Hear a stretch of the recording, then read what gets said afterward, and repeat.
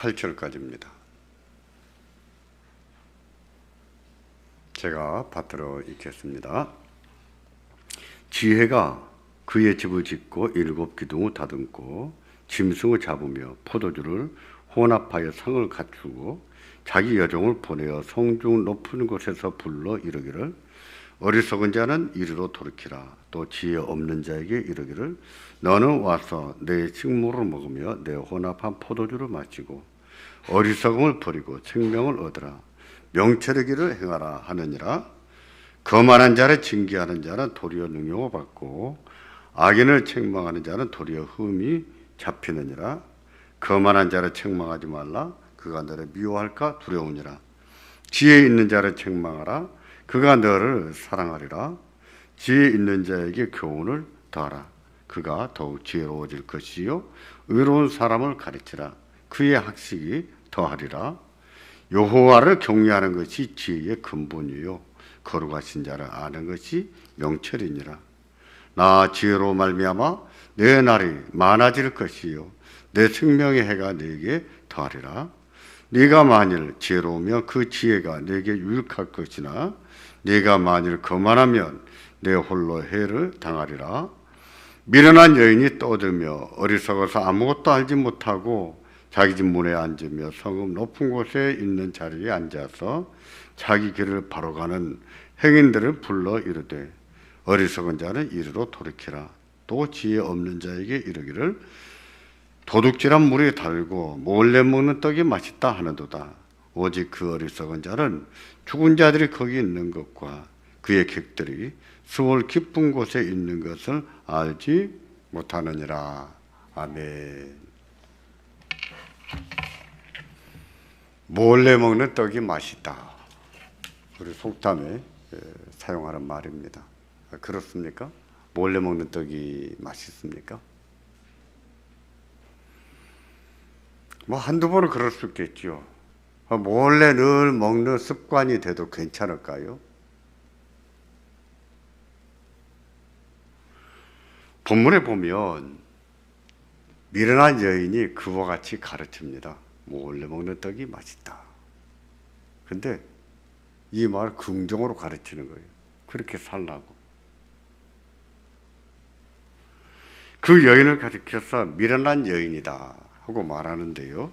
그런가 하면 1절에서는 지혜가 말하는데 지혜라고 말하지만 사실은 잠시 후에 말씀드리겠지만은 지혜 숙녀가 말한다.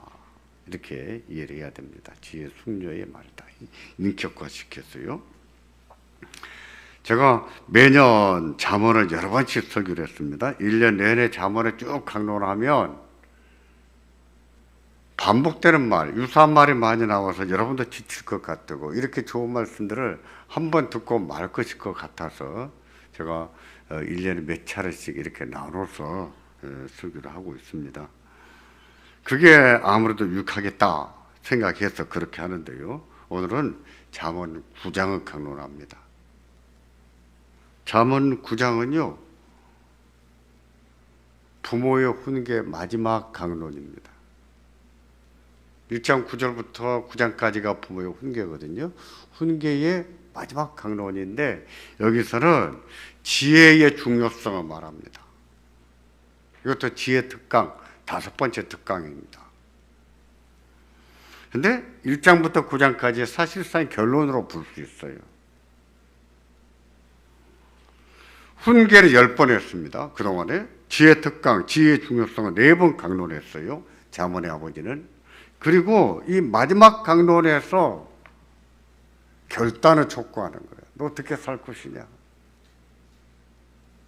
부모가 이렇게 가르쳤는데 너 어떻게 살래? 결단을 요구하는 것이 9장입니다.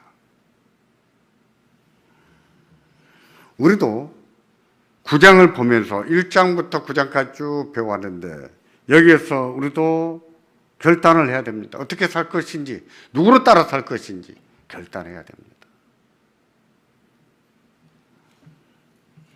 5번째 특강, 이 9장의 이 마지막 특강은요, 지혜 특강, 5번째 특강은 구조가 조금 특별합니다. 모두 18절인데 6절씩 딱딱딱 나눠져요. 그리고 첫 번째 6절과 마지막 6절이 대비를 이루고 있는 것을 볼 수 있어요. 다시 말해서 잠언의 아버지는 첫 번째 6절 지혜 숙녀의 말이거든요. 지혜 숙녀의 말과 마지막 6절 미련한 여인의 말입니다. 미련한 여인의 말을 묘하게 대비시킵니다. 그래서 9장 1절에 보면 지혜 숙녀가 그의 집을 짓고 불러 말한다 라고 했어요. 13절은요, 미련한 여인이 말합니다. 미련한 여인이 아무것도 모르면서 다 아는 것처럼 말한다 하고 말해요. 미련한 여인이죠.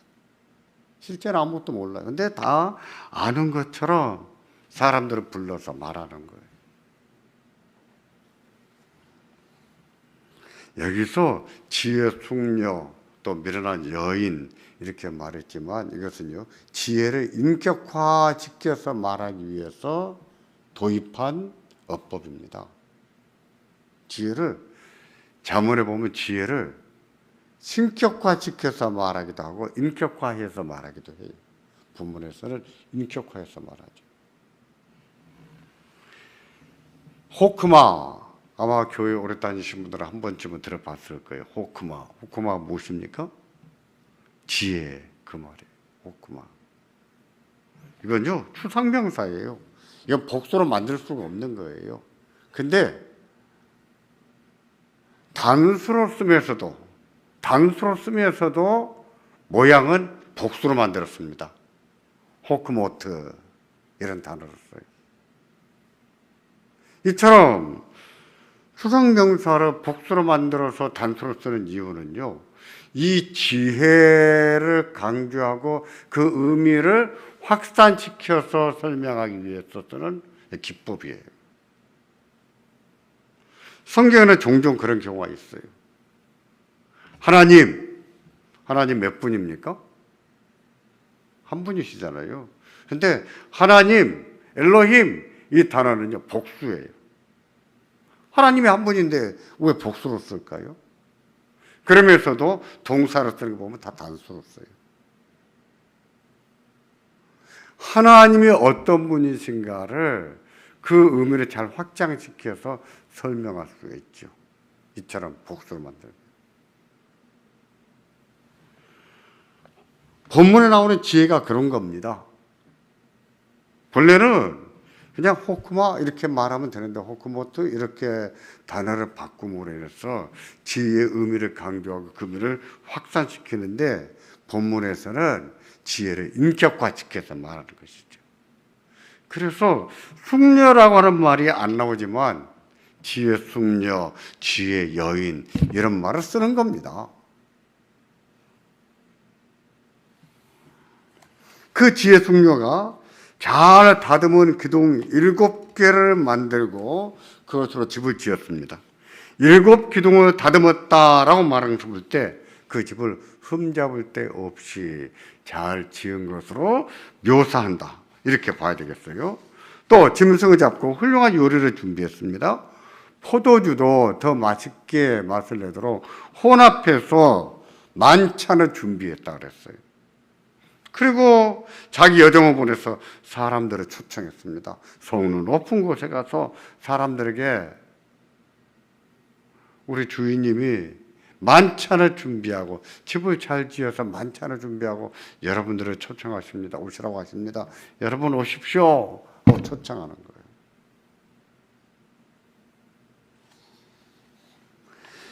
미련한 여인도 그랬습니다. 자기 집 문에 앉아서 집을 잘 지었다는 말도 없고 또 만찬을 준비했다는 말도 없습니다.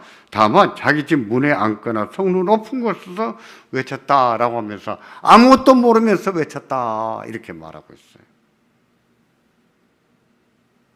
미련한 여인은 아무것도 모릅니다. 아무것도 모르면서 다 아는 것처럼 사람들을 불러서 외치는 거예요. 지혜 숙녀가 7기둥 기둥 7개를 잘 다듬어서 훌륭한 집을 짓고 훌륭한 만찬을 준비한 것과 달리 미련한 여인은 아무것도 준비하지 않고서 사람들을 부른 거예요. 그럼요, 이 두 사람의 말 중에 누구 말을 들을까요? 지혜 숙녀의 말을 들어야 되겠습니까? 미련한 여인의 말을 들어야 되겠습니까? 지혜 숙녀가 7기둥을 잘 다듬어서 집을 지었다고 하는 말은 단지 건축만을 얘기하지 않습니다. 만찬을 준비하고 초청했다는 것도 음식을 마련해서 준비했다고 말하는 것이 아니에요. 지혜 숙녀의 말을 듣는 자는 삶이 평안할 것이고 복될 것이며 안정되고 풍요로운 삶을 살 것이다 하는 의미로 말하는 거예요.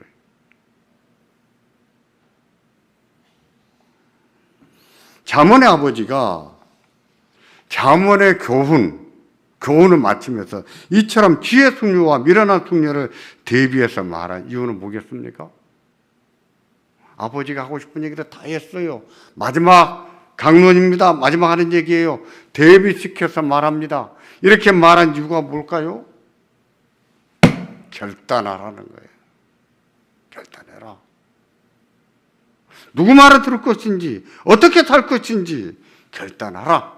결단하라는 것이죠. 9장은 부모의 훈계를 들은 자녀들에게 어떻게 살 것인지 결단할 것을 촉구하는 내용입니다. 본문의 구절을 볼 때 읽는 사람이 잘 판단하도록 얼마나 세심하게 글을 썼는지 알 수가 있어요. 읽는 사람도 현명하게 판단해서 지혜자로 살라고 가르치는 것입니다. 결국 누구를 위해서 쓴 글입니까? 우리죠. 우리를 위해서 써요. 그러면 누가 결단해야 되겠습니까? 누가 대답해야 될까요? 우리가 해야지. 오늘 이 말씀을 듣고 오늘 이 말씀을 보면서 우리가 결단해야 됩니다. 우리가 어떻게 살 것인가? 지혜자로 살 것인가? 미련한 자로 살 것인가? 우리가 결단해야 되는 거예요.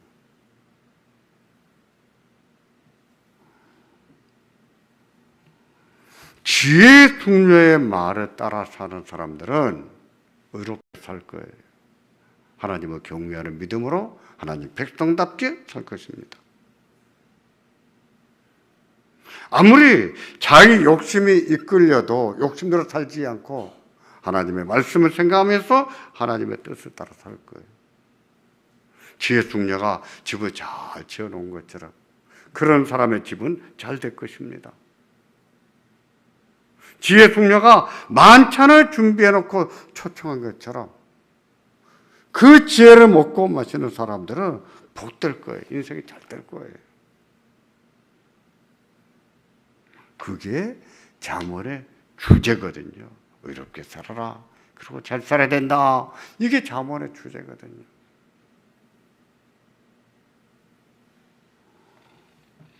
그러므로 우리도 결단해야 됩니다.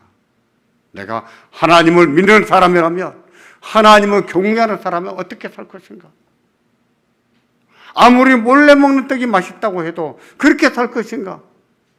아무리 맛있다고 해도 그것을 거부하며 살 것인가? 어떻게 살 것인가? 결단해야 됩니다.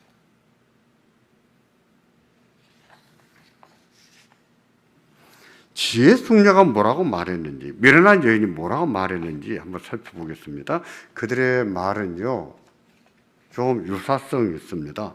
유사하게 보이는데, 그런데 우리의 마음은 누구의 말에 더 끌리냐면, 누구 말에 더 끌릴까요? 지혜 숙녀의 말에 더 끌릴까요? 미련한 여인의 말에 더 끌릴까요? 미련한 여인의 말에 끌리기 쉽습니다. 왜? 그들의 말은 우리의 부패한 욕심을 부추기기 때문에. 9장 4절은요, 지혜 숙녀가 자기 여종을 보내면서 이런 말입니다. 어리석은 자는 이르러 돌이키라. 또 지혜 없는 자에게 이르라고 했어요. 지혜 숙녀의 여종이 나가서 외칩니다. 어리석은 자는 다 이렇게 이쪽으로 오세요. 또 지혜 없는 자에게도 이르라 이렇게 말하거든요. 근데 9장 16절은 미련한 여인의 말인데 똑같은 말을 쓰고 있습니다. 똑같이 말해요. 똑같이 어리석은 자는 이르러 돌이키라, 또 지혜 없는 자에게 이르라. 미련한 여인도 지혜 숙녀와 똑같이 지혜를 언급합니다. 그들의 지혜가 다 똑같을까요? 말이 똑같다고 해서 똑같을까요? 내용도? 그렇지 않아요.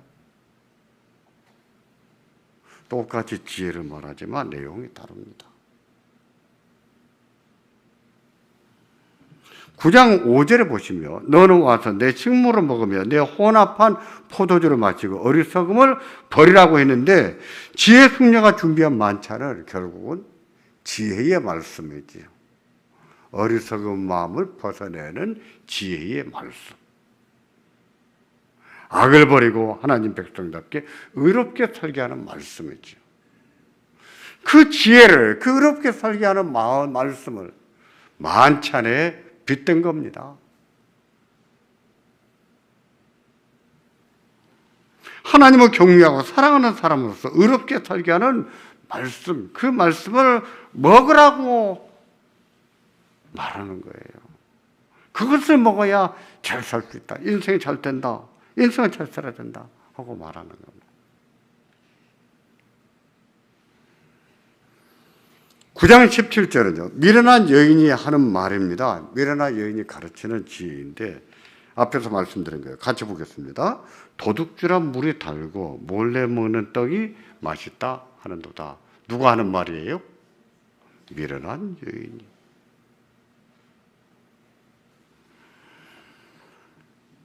이 말이 맞습니까? 틀립니까? 맞습니까? 틀립니까? 맞지요. 몰래 먹는 떡이 맛있지요. 저 우물이 우리 우물인데 사람들이 먹을 물이 없다고 해서 우리 집에 몰래 와가지고 우리 물을 퍼다 먹어요. 살만하겠지요. 근데 중요한 것은요, 그거는 미련한 여인의 지혜라는 거예요. 우리 마음으로는 공감이 되고, 맞아, 정말 그래, 몰래 먹는 떡이 맛있어. 공감이 될지라도 그것을 미련한 지혜라는 거예요. 어리석은 지혜입니다. 이런 일이 일상에서 소소하게 일어난다면 우리는 애교로 봐줄 수 있어요.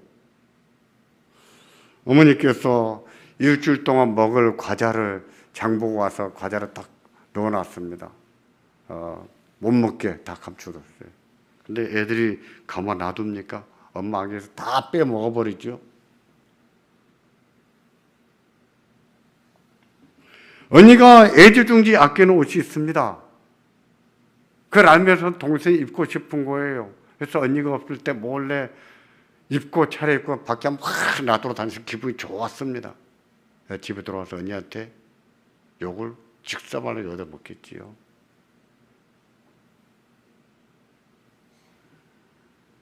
그런 정도는 우리가 애교로 봐줄 수 있다는 거예요. 그러나 그게 사회적 관습이나 법에 어긋나는 문제라면 얘기가 달라집니다. 아무리 몰래 먹는 떡이 맛있어도 관습이나 또 법에 어긋나는 문제라면 얘기가 달라져요. 애교로 봐줄 수 없다는 거예요. 다른 사람에게 경제적인 피해를 주고 정신적 고통을 안겨준다면 그건 더 이상 애교가 아닙니다. 예를 들면 강도짓을 한다든지 사기를 친다든지 빌린 돈을 갚지 않는다든지 그런 말을 하면서 그런 짓을 그렇게 살면서 그런 말을 쓴다? 적절하지가 않은 인용이지요. 용납할 수가 없는 거예요. 또 그게 그 사람의 습관이고 기질이라면 더 문제입니다. 더 문제. 그게 그 사람의 삶을 사는 방식이라면 이건 더 문제예요.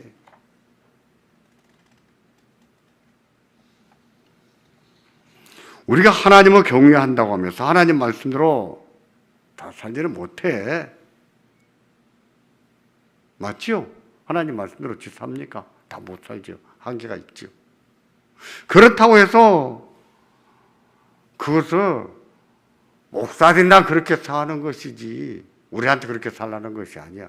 이런 식으로 말한다면 그런 말도 몰래 먹는 떡이 맛있다 말하는 말과 다르지 않다는 거예요.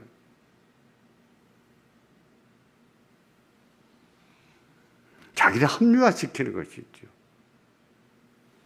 정직하게 일해서 돈을 벌어야 되는 것은 압니다. 그렇지만 상대를 기만하든지 속여서 큰 돈을 벌 수 있다면 그렇게도 괜찮아 라고 생각한다면 그것도 그런 부류의 말이에요. 미련한 여인의 말이지요. 몰래 먹는 떡이 맛있다 하는 말과 다를 바 없는 거예요. 부당한 짓을 하면서 신앙과 양심의 가책을 모면하기 위해 그렇게 돈을 버는 것도 다 하나님의 뜻이 하나님의 주신 기회야 이런 식으로 얼버무리거나 합리화시킨다면 이것도요 그런 부류의 말이에요. 중요한 사실은 그런 말이 미련한 여인의 지혜라는 거예요. 그런 지혜는 세속적인 지혜입니다. 가정을 파탄내는 지혜이고 인생을 말아먹는 지혜입니다. 적어도 하나님 백성이라면 그렇게 살아서는 안 되는 거예요. 그렇게 살아서는 하나님의 의를 드러낼 수가 없습니다. 빛이 될 수가 없어요.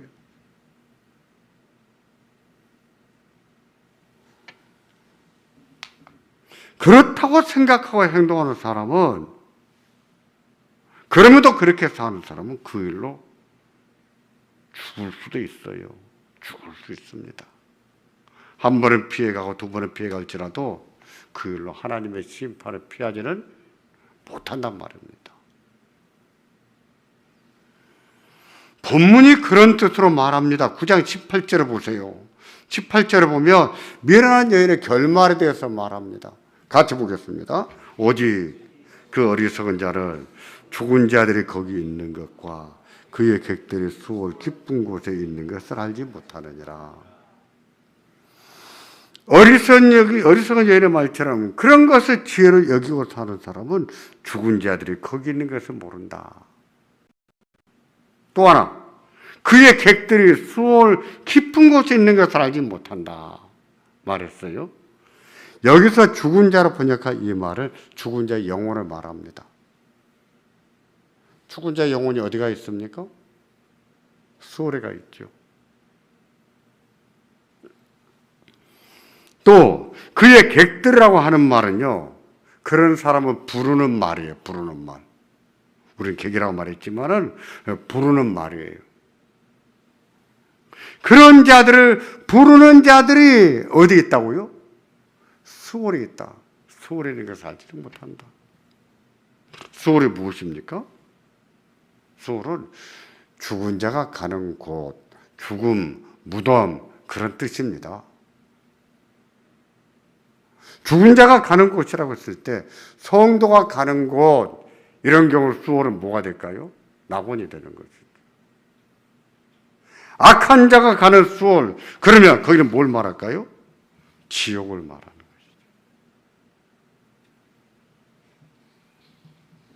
여기 본문에서는 지옥을 말합니다. 그런 자들은 하나님의 심판이 있을 것을 모르고 그렇게 산다 하는 뜻으로 하는 말이에요. 하나님의 심판이 있을 것을 모르고 그렇게 산다.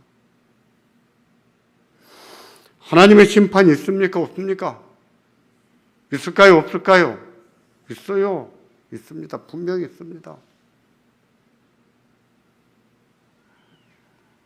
도둑질한 물이 달고 몰래 먹는 떡이 달다, 맛있다 그런 것을 지혜로 여기는 자들은 하나님의 심판을 두려워하지 않는다는 뜻이에요. 그렇게 해서 죽은 자들이 가서 그런 자들을 부른다 그랬어요. 어디로? 이리 오라고. 야, 너도 그런 놈이니까 이리 와. 너도 그렇게 사니까 이리 와. 부른다 그랬어요. 여기서 말하는 소울은요, 지옥이지요.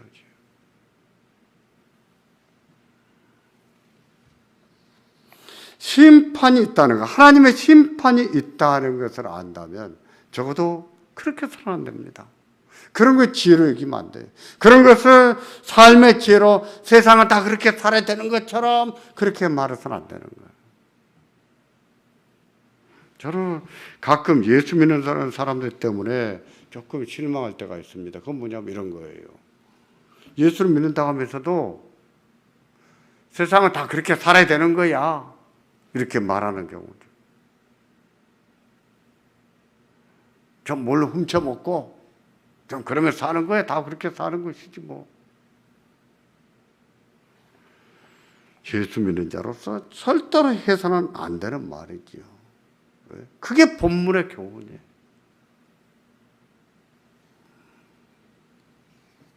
잠언의 아버지는요, 이 마지막 특강에서 미련한 자, 어리석은 자를 조심하라고 합니다.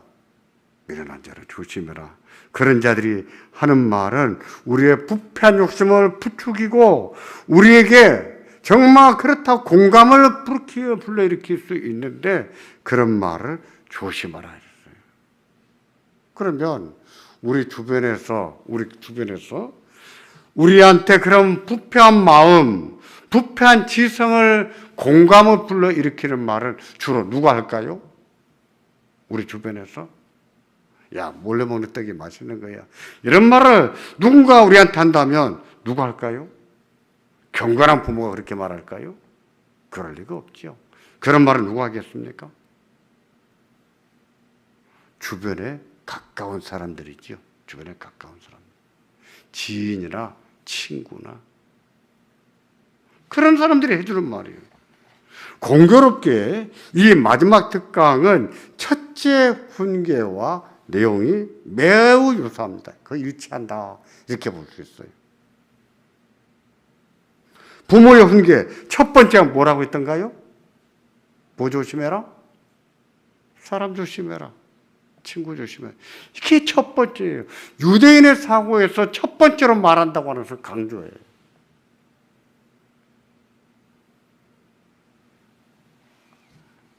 친구의 잘못된 충고 때문에 망하는 사람이 많은데 그런 친구를 조심하라고 했습니다. 그 친구도 부당한 재물을 갈취하도록 욕하는 친구였어요. 첫 번째 훈계에서 말하는 친구도. 근데 이 마지막 강론, 지혜 특강 마지막 강론도요, 내용이 같지요. 잠언의 아버지는 첫 번째 훈계와 마지막 강론을 같은 주제로 말씀하는 것이다 고 볼 수 있겠죠. 왜 이렇게 말하겠습니까? 나쁜 친구가 아무리 꼬드길지라도 아버지의 훈계를 기억하고 의롭게 살고자 하는 자녀들은 아버지의 훈계를 따르고 살 겁니다. 아무리 친구들이 뭐라고 꼬드기든지.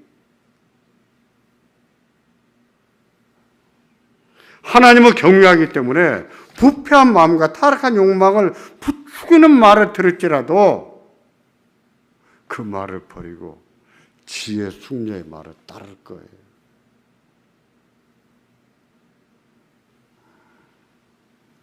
그런 사람들이 잘 됩니다. 더딜지라도 그런 사람이 잘 돼요. 성경은 더딘 것을 많이 강조합니다. 특히 잠언에서. 잠언은 속히 부하려고 하지 마라. 빨리 큰 돈 벌어서 빨리 부자가 되려고 하지 마라. 이렇게 가르쳐요. 충성된 자가 복이 있다. 충성된 자는 복이 많아도 속히 부하려고 하는 자는 망할 것이다. 이렇게 여러 번 가르칩니다. 여기서 충성이라고 하는 말은요, 성실한 자란 말이에요. 더딜지라도 성실한 자가 복이 많다.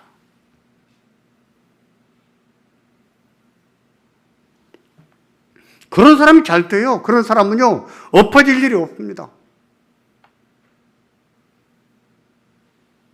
오히려 지혜 숙녀의 말처럼 지혜의 만차나 먹습니다. 지혜의 포도주로 마시는 거예요.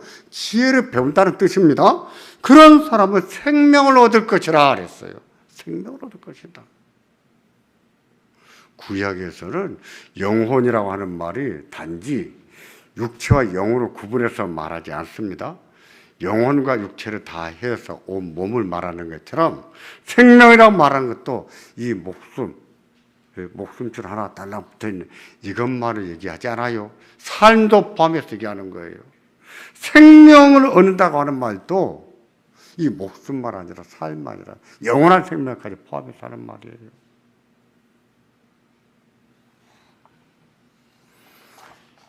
이 5번째 지혜 특강은 다음 주에 한 번 더 하고 훈계 9장까지 다 마치게 됩니다. 이제 남은 것은 무엇입니까? 우리의 결단이에요. 우리의 결단만 남았습니다. 어떻게 살 것인가?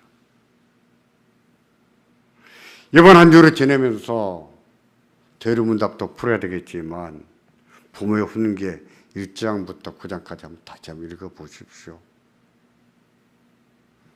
그리고 결단할 수 있기를 바랍니다. 우리는 이만큼 살아봤습니다. 이만큼 나이 들도록 살아봤어요. 산전수전 다 겪고 살아봤어요. 어떤 사람이 잘 되는지 어떤 사람이 안 되는지 과연 하나님 말씀대로 되는지 그렇지 않는지 우리는 많이 겪어봐 살아요. 자문의 말씀이 틀린지 맞는지 우리는 겪어봐서도 알아요. 자문은 우리 삶의 얘기를 하는 것이거든요. 그래서 우리의 삶을 살펴보고 자문을 보면 이것이 맞다는 것을 우리가 알 수가 있어요. 그것이 깨달아질 때 결단할 수 있기를 바랍니다. 아무리 우리의 마음이 미련한 여인의 마음에 말에 쫓겨 끌려갈지라도 그것을 뿌리치고 지혜 충녀의 말을 따라가고 지혜로 따라갈 수 있기를 바랍니다. 그것을 우리가 의롭게 사는 것이요 하나님을 영화롭게 하는 것이요 우리의 삶을 잘 사는 것입니다.